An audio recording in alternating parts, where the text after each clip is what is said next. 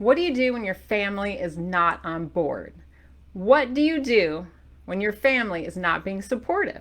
They're not on board with Dirty Lazy Keto. You're trying to change your life. You're trying to, lose weight and get healthier and make little changes in the way you're cooking dinner or shopping at the store, and your family is just being grumpy.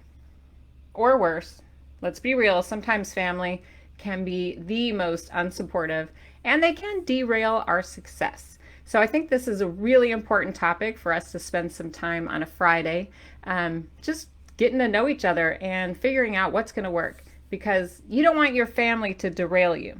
So if your family's not on board today, you will benefit because you will leave with at least 7 strategies for how to deal with family that's not on board. You ready to get started? Okay, let's do it. And of course, I always have some show and tell for you because I think that makes the message a little bit stronger. So bear with me. Some of my show and tell is hokey at times. But I'm here to prove a point. Okay? So first of all, here's the thing with Dirty Lazy Keto. It's built around foods that are higher in fat. So if your family is telling you, I don't want to eat all that stinky diet food, I would like you to try to challenge that, because Dirty Lazy Keto foods are rich in fat. They have full fat cream cheese, full fat mayonnaise, heavy whipping cream, half and half, butter, eggs, nuts, pesto. Hello, like these are not quote unquote diet foods. These foods taste delicious because fat is satiating, fat is fabulous. At least at my house, prior to me developing this way of eating, we ate like low-fat, fat-free foods, and they tasted horrible. So for me, this is a big improvement in the way my family ate. So yes, we're not eating, rice and pasta or noodles or baked potatoes, things of that nature, chips and crackers and cookies. But I've replaced all of those types of snack foods with foods that taste a heck of a lot better, and they're better for us. So remind your family of that when they're starting to be little pains in the butts. Okay? Tell them, hey, try the food first. You will not even think that it's a diet food, quote unquote diet food. I don't like to say that word, but sometimes you got to do what you got to do. So that would be my very first strategy for you to think about. Second on my list is when you're strategizing building your dinner. Because you might be saying, well, my family's not on board. It's just too hard for me to cook this way. I don't want to make multiple meals for everyone in my family or my spouse or my kids, right? I know that we've all heard this one before. So I want to take you back to the concept of the plate. So when you're building your meals, if you are the person in your household that is responsible for cooking, I'm going to suggest that you think about food in a different way. Just for now, maybe put casseroles on hold, or, things that are just really complicated. For me, I put Italian food on hold for a while. That seemed to be the most complicated for me when I was a beginner, because, Italian food just seemed like noodles and pasta and sauce. So that took me a while to get a hold of that. But anyway, I digress. For now, when you're planning dinner, if you're the dinner person, think about a protein on your plate, a vegetable, and some fat. Just keep it simple. Don't get ahead of yourself. You don't need to get all crazy with sauces and, casseroles, like I said. Just try to keep it simple. So if you're, for example, maybe you're barbecuing. You barbecue steaks or pork chops or fish or chicken, whatever it is, whatever protein you like to barbecue. Or put in the Instant Pot, or bake, or in the stir fry. However you're cooking it, think about it as just a protein. Everybody likes those things, right? Those are not like dirty, lazy keto-ish. That's just common sense. We all have grown up with those foods. Next, think about a vegetable. Now, yes, I'm going to suggest that you make vegetables that are lower in carb. So that would be like your broccoli, your cauliflower, your asparagus, Brussels sprouts, tomatoes, lettuce, greens, green beans, all of those good foods. So that would be your side dish. And then think about a fat. Now, don't get all crazy. This doesn't have to be that complicated, remember? As I was showing you earlier, fat is as simple as thinking about oil, like cooking oil. It's as simple as cream cheese, melting some butter on your vegetables, or cooking your meats in oil. It's pretty straightforward. You can even put sour cream or Alfredo sauce or pesto on your foods. That's delicious. That is not like yucky diet food, okay? So just think about your plate in a different way. Try to build your meals at first when you're stressed out and you're like, my family's not supporting me, I want to quit. Maybe just take a step back and think about it in this way. Protein, vegetable, fat. Done. Don't get too crazy. Now here is a third strategy that you can think about. Obviously, if your family is not on board, which a lot of them are not at first, they are still crying about wanting their pasta. They still want their rice. They want their noodles. They want their starchy French fries, like all of those things, right? Well, why not make them as a side dish? Who's to say you have to be 100% dirty, lazy keto at all times in your house? I have 2 young kids at my house and a husband, and they want this kind of food sometimes. So why can't they have it? I don't think just because I'm eating a certain way, the whole family has to eat a certain way. Why not teach them how to make some simple side dishes like this? Now notice, I said something very important there. Did you catch it? I said teach them to do it, okay? You don't need to be spending all day in the kitchen coming up with like 12 different side dishes and everyone's favorites, your spouse's favorite, your sister's favorite, your kid's favorite. Like, think about you. You're the one that matters here, okay?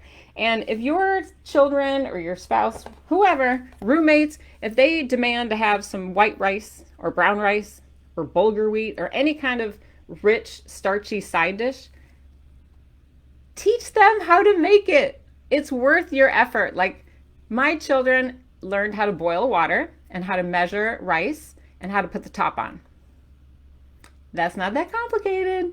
Okay, it's important for your children, if you want to look at it this way, for them to learn survival skills, okay? Or your spouse. What happens if you're not available? If you're the lady that's cooking all the time, because I know that's how it is at my house. What if you're not available to make dinner? Should everyone go into a panic? Come on. Teach them some life skills. Teach them how to make some rice-a-roni or how to boil pasta. They can manage on their own, and then they can build their plate how they want to. Okay, that way when you're having your plate that's full of protein, like grilled chicken, for example, a heaping plate of, let's say, broccoli, steamed broccoli, and then you're pouring Alfredo sauce all over your meal, they could do the same thing, but pour that Alfredo sauce on their noodles. Simple, right? Now everybody's happy. You're not spending all day in the kitchen. If you noticed, my giant thing of rice, it's a very large tub of rice. We tend to do this like once a week at my house. We'll make a big thing of rice or noodles or whatever starchy type thing they want, my family, and then I just reheat it, or they reheat it according to their tastes and build upon the meal as it makes sense. Not that complicated, right? You starting to pick it up when I'm laying down? So here's the thing, people. Overall, I think that in my experience, because I've been doing this for a few years now and running a really large Facebook support group of, 240,000 people. So I tend to hear the same excuses, if I can call it that without you getting mad. Sometimes I hear the same excuses about why people can't start dirty lazy keto or why they can't stick with dirty lazy keto. They'll say, well, my family won't do it. Oh, it's too expensive. Right? So I'm just going to call out on that one. We talked about the food already tasting the same and delicious and better. And I've come out with resources like the Dirt Cheap Cookbook to address when people say, I can't afford it, because that's not true. I think you can definitely afford it. It's just a matter of being smart with your choices, okay?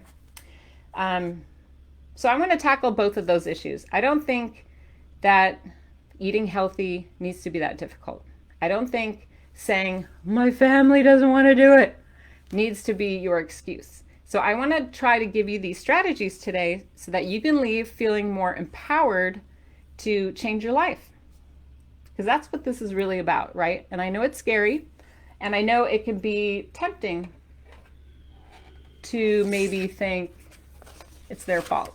So just check yourself if you kind of feel like that might be the case.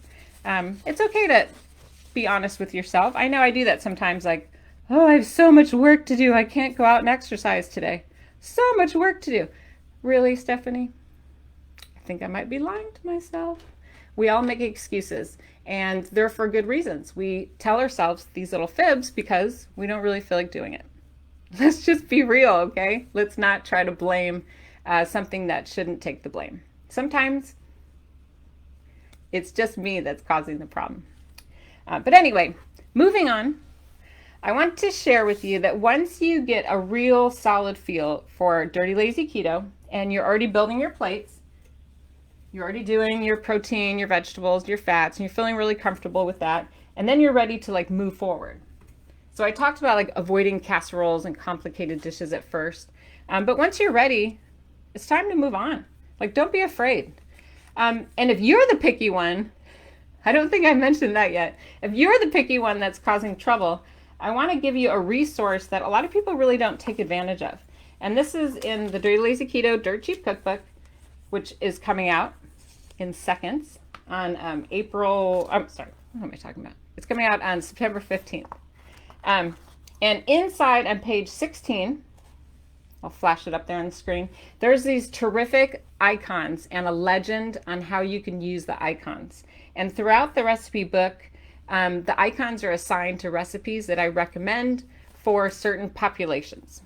So I know that sounds all fancy, but really what I'm trying to say is that if you have a picky eater at your house, or you are the picky eater at your house, there's an icon for it. And it's really cute. It has this little fork that's a crisscross fork. I'll hold it up. And that's the picky eater icon. And so throughout the recipe book, if you see that at the top, like right here, here's one right at the top, that's how you know that that is a recipe I've already identified as being perfect for you and your picky eater families, okay? And that's also in the first cookbook. So if you have this one, the Dirty Lazy Keto Cookbook, the first cookbook, it's on page 17. So page 16 in the new book, page 17 in the old book, and both of them have the picky eater icon, and it's assigned throughout the cookbook with recipes that will just make sense when you're a picky person. It's pretty good, right? Plus it's fun. I always like having a little help, like, well, what do I eat? You know, I tend to just go for the pictures. Like, ooh, I like this. I like soup. But really, I might want to use this strategy a little bit differently, because then I know, you know, if there's a picky eater at my house, this one is really targeted for that person. And just so you know, as a little sneaky side tidbit, the way I came up with the picky eater icon is my son. I'm sure he's just going to be thrilled that I'm sharing this with you. But he's now a teenager, but you know, I've been doing this a long time. This is like 9 years. Gosh, it's been going on forever.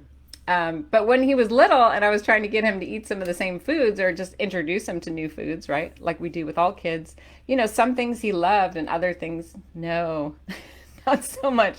So whenever he liked a recipe or he liked something and he would eat it and gobble it up, those are my picky eater icons that I assigned. So if it's my son approved, that's what I decided would be a good one for you as well if you're picky. Because no one is as picky as my child.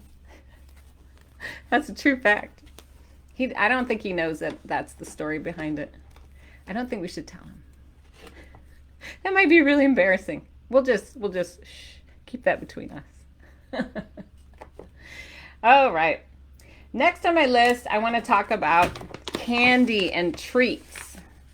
Okay, I brought these up from a secret hiding spot in my cabinet.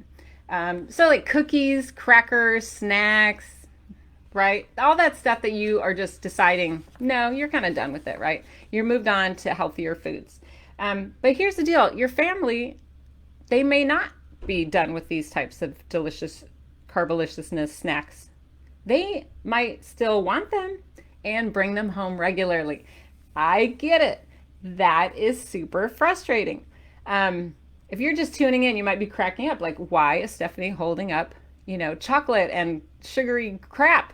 Well, it's because sometimes our family members bring this stuff home, and it's really hard when you're new especially, to deal with this, because you're like, it makes you feel upset, angry, makes you feel like they're trying to sabotage you. And that can be very like emotionally upsetting. So I want to share with you that this type of thing happened to me as well. I think there was more candy in here, and it might. The funny part is it disappeared just prior to me starting the podcast today. I think my son, the picky eater, might have grabbed it and taken off with it. But here's the deal. When I was first losing weight, I remember I had lost, 35, 40 pounds, something like that. And I remember hanging out with my husband one night, and he said to me, "When are you going to be done with all this? You look fine just the way you are. I miss having cookies and crackers in the house." He was dead serious. And I'm like, first of all, thank you, for saying such a nice thing to me, saying that I look beautiful and that he loves me just the way I am. That warmed my heart. But at the same time, I felt very confused by that. And he was like, "When are you going to be done with all this?" Like it was some kind of temporary thing. And just saying those words kind of like shook me a little bit. Like, do you not think I'm going to keep this going? And maybe he didn't. Here's the deal. You and I both know that in the past, in our previous lives, in our attempts to lose weight in the past, you and I have probably tried a million times to lose weight and then gave up. And then all the cookies, all the candy, all the crackers, all the chips, it all just came back to the house. So maybe have a little patience with our family member. They might be thinking, this is just temporary. She'll give up. She'll change her mind just like last time. You've got to show them. This is where a little bit of compassion comes in. It's okay to say to your family members, "Hey, I understand that you're bringing home garbage and junk food and treats because maybe you think I won't stick with it. But here's the deal, family. You got to look them straight in the eye, and you got to sound very convincing and maybe even convince yourself. But you need to look them straight in the eye and say, not this time, buddy. I'm doing this. You're going to get on board, and I need your support. So either take this crap out of the house or hide it in a place where I don't know it exists. Put it in a cabinet, maybe in the garage, lock it down, put it in your trunk of your car. I mean, I don't really care where they put it, but let them know what's going to make sense for you. Let them know your needs. Tell them, stop tempting me with this stuff. I'm really trying to change my life here.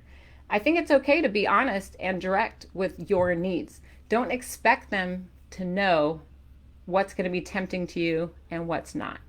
You have to speak up, okay? This leads me to my final tip. This one's kind of funny. I'm going to lean in for this one. Here comes my visual. Could this be any bigger? This is my number one balloon that I got for you guys today. Can you see it all right? This is my number one balloon. And the reason why I brought this as the visual is it doesn't matter if your family is on board or not, because they might not be. Sometimes relationships go sour when you're trying to change your life. When you're trying to do better and get healthier and make changes that are going to benefit you and your health, you have to remember that it will affect the rest of the people in your family, and they may not like it, and they may not be interested in changing with you. They might feel afraid of what you're doing. They might feel threatened that maybe your body's starting to change, your confidence is starting to change. They may not just like the dinner or like the foods, but moreover, they might feel worried that you're going to move on and that you might get all fabulous and just move on down and start dating some new person.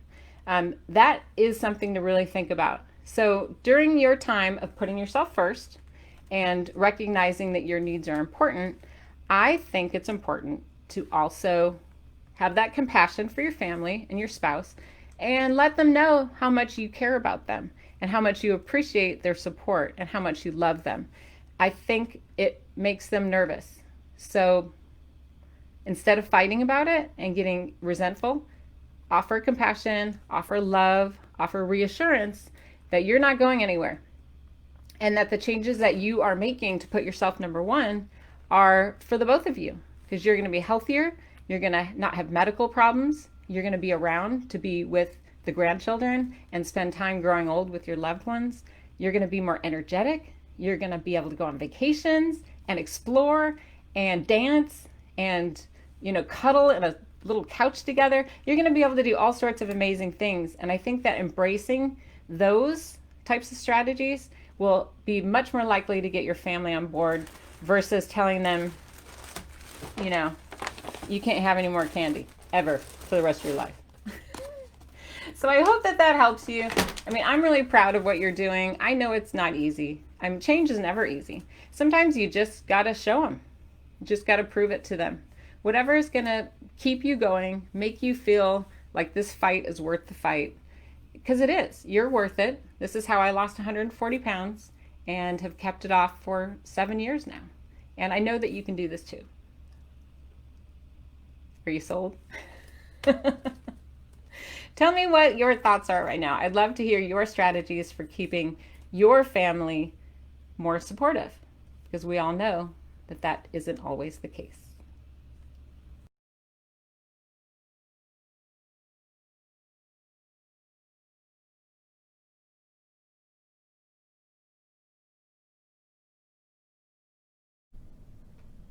Hey, I'm Stephanie Laska, author and creator of the Dirty Lazy Keto book series. I lost 140 pounds and I tell all of my secrets in the Dirty Lazy Keto books. The newest to join the Dirty Lazy Keto family is the Dirt Cheap Cookbook. Every recipe is less than $10 to make. That's for the whole recipe. And every recipe is 10 grams of net carbs or less per serving. That's amazing. I can't wait to share with you all my funny stories, tips, and tricks to save money and time in the kitchen. We don't want to be wasting either one, right? Those are precious.